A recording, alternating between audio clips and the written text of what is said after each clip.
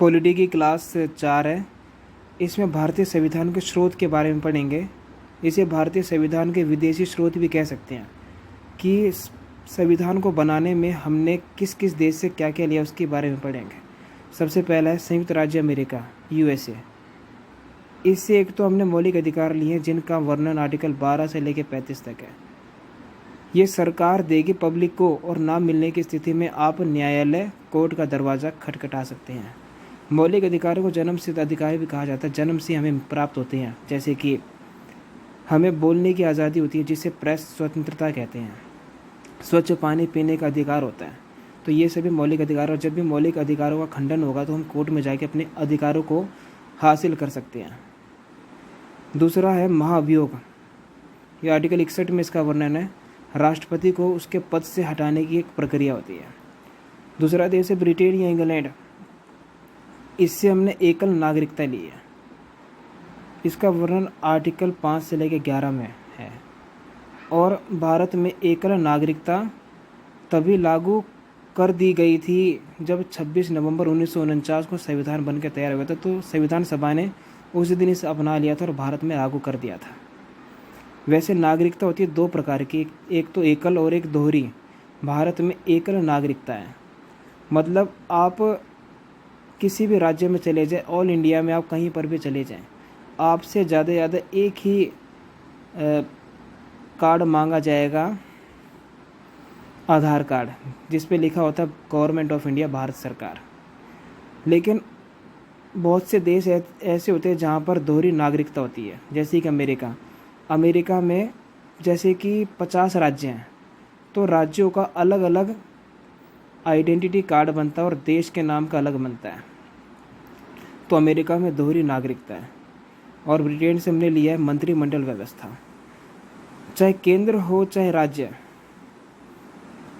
वहाँ मंत्रिमंडल व्यवस्था होती है। जैसे कि राज्य में जो मुख्यमंत्री होता है उसकी कैबिनेट होती है, उसमें कई सारे मंत्री होते हैं, अलग अलग विभाग होते हैं। लेकिन राज्य में जो कैबिनेट होती है वो उसमें कम मंत्री होती है, जैसे कि कोई वन मंत्री, कोई परिवहन मंत्री, कोई वित्त मंत्री, कोई जल मंत्री हैं। लेकिन राज्य में रेल मंत्रालय, विदेश मंत्रालय का क्या काम, इसलिए राज्य में कैबिनेट में कम मंत्री होते हैं। और केंद्र में देखा जाए तो प्रधानमंत्री की जो कैबिनेट है उसमें बहुत सारे मंत्री हैं, क्योंकि वो तो पूरे देश के लेवल की बनाई गई है। तो मंत्रिमंडल व्यवस्था हमने ब्रिटेन से ली है। ऑस्ट्रेलिया से हमने लिए प्रस्तावना की भाषा। ये वही प्रस्तावना है जिसे 13 दिसंबर 1946 को पंडित जवाहरलाल नेहरू ने ये संविधान सभा के समक्ष पेश किया था, जिसे 22 जनवरी 1950 को संविधान सभा ने पास कर दिया था। तो प्रस्तावना की भाषा हमने ऑस्ट्रेलिया से लिया। समवर्ती सूची, इसमें ऐसे विषय आते हैं जिन पर कानून बनाने का अधिकार केंद्र और राज्य सरकार दोनों के पास है। उदाहरण के लिए जैसे कि अभी 10वीं 12वीं के जो पेपर कैंसिल किए गए थे, सेंट्रल दिल्ली में बहुत बड़ी मीटिंग हुई थी जिसमें सभी राज्यों के शिक्षा मंत्री भी बैठे थे। तो सब ने मिलजुल कर ये फैसला लिया था कि पेपर को कोरोना महामारी के दौरान कैंसिल करने में ही अच्छा होगा।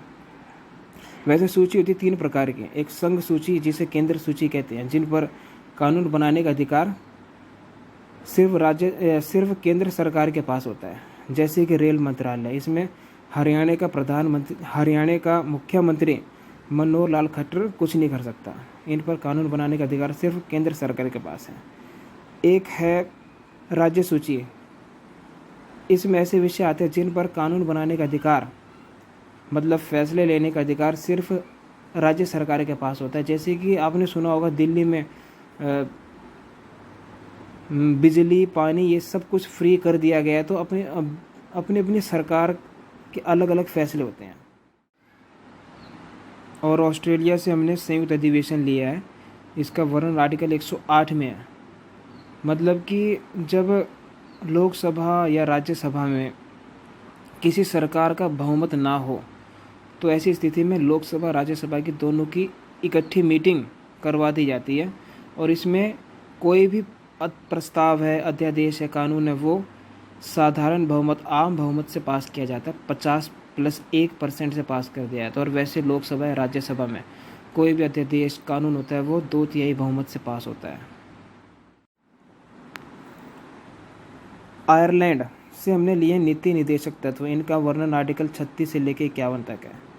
ये सरकार की इच्छा पर निर्भर करते हैं, चाहे हमें दे या फिर ना दें। इसके लिए हम कोर्ट में नहीं जा सकते।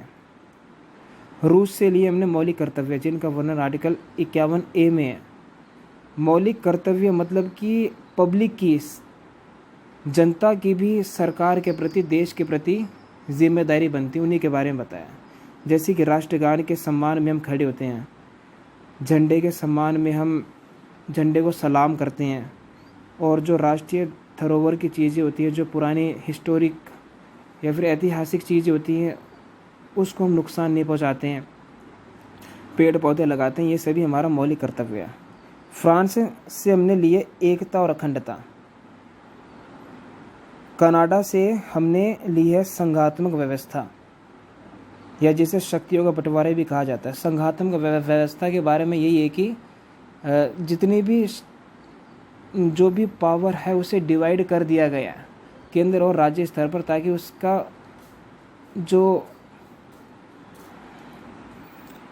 ताकि कोई भी काम है फटाफट वो हो जाए और जल्दी हो जाए, एक ही आदमी के ऊपर सारा बोझ ना हो। इसलिए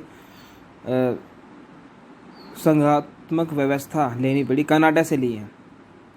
और जब भी शक्तियों का टकराव होगा, जैसे कि राज्य और केंद्र सरकार के बीच में जब भी टकराव होगा किसी भी फैसले को लेके, तो इसमें केंद्र या संघ की शक्तियों को ऊंचा माना जाएगा। दक्षिण अफ्रीका से हमने संविधान संशोधन लिया है। संशोधन का मतलब होता है अमेंडमेंट, बदलाव। तो आर्टिकल 368 में इसका वर्णन है, मतलब कि संविधान को घटाया बढ़ाया जा सकता है। जर्मनी से हमने आपातकाल लिया है, जिसे इमरजेंसी कहते हैं। इमरजेंसी का नाम सुनते ही सबसे पहले इंदिरा गांधी का नाम दिमाग में आ जाता है, क्योंकि भारत में आपातकाल लगाया था इंदिरा गांधी ने 1975 में। एक क्वेश्चन और बनता है कि भारतीय संविधान का सबसे बड़ा स्रोत या भारतीय संविधान पर सबसे ज़्यादा प्रभाव किसका पड़ा है? वो है भारत शासन अधिनियम 1935। जब संविधान बनाया था ना, उस टाइम 395 आर्टिकल्स थे, जिसमें से 250 आर्टिकल अनुच्छेदों को एज इट इज़ कॉपी कर लिया गया था। तो इतने ही भारतीय संविधान के स्रोत थे। Thank you.